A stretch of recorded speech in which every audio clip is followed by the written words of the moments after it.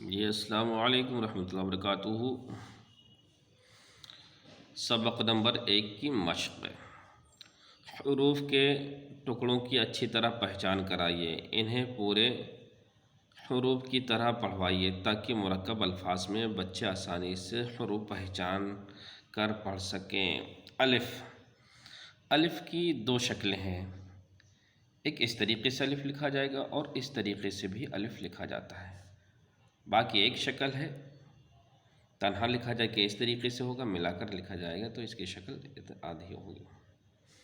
تاکہ 2 شکلیں ہیں، ملا کر اس طریقے سے ہوگا یہ۔ سا کی 2 شکلیں ہیں، سا۔ جیم کی ایک شکل ہے جیم ملا کر لکھنے کی۔ خا کی ایک شکل ہے خا ملا کر لکھنے کی۔ خا کی ایک شکل ہے، ملا کر لکھیں گے اس طریقے سے لکھیں گے خا۔ دال کی ایک شکل ہے، ملا کر اس طریقے سے لکھیں گے زال کی ایک شکل ہے، ملا کر اس طریقے سے لکھیں گے۔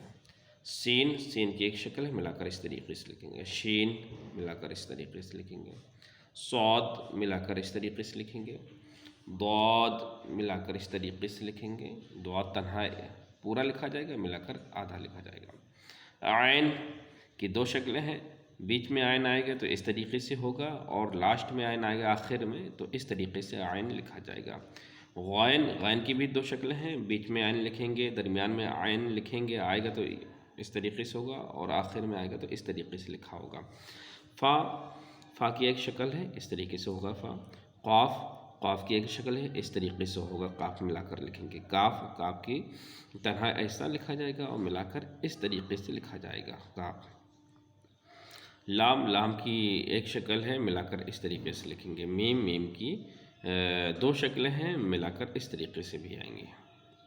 نون کی 2 شکلیں ہیں، ملا کر اس تنہا ایسا لکھا جائے گا، ملا کر اس طریقے سے۔ ہا کی 2 شکلیں ہیں، اس طریقے کا ہا آئے گا اور یہ بھی ہا ہے، یہ بھی ہا ہے۔ 2 چشمے کی بھی 2 شکلیں ہیں، ایک ایسا لکھا جائے گا اور ایک تنہا میں ایسا لکھا جائے گا، ملا کر ایسا لکھا جائے گا۔